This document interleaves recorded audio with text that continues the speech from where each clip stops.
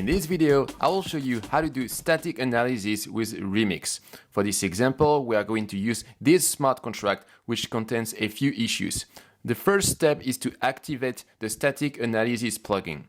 Go to the plugin menu, search for static analysis, and activate the plugin. The next step is to compile the smart contract. Go to the Compile tab, click on Compile or use the shortcut Ctrl+S. Then start the static analysis with this button. Alternatively, you can also start the static analysis in the static analysis plugin.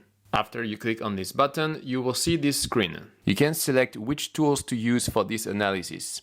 This is the built-in static analysis tool of Remix.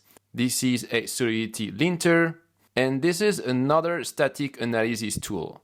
Please note that to activate Slither, you need to first connect Remix to the local file system by using RemixD. Please refer to the video on RemixD for how to do that. Slither takes a bit longer to return the results than the Remix analysis or SolHint. Once you have configured this analysis, click on this button, and you will see below the result sorted by category. Warnings are in orange and errors are in red. If you click on one of the error cards, it will highlight the targeted code in the editor.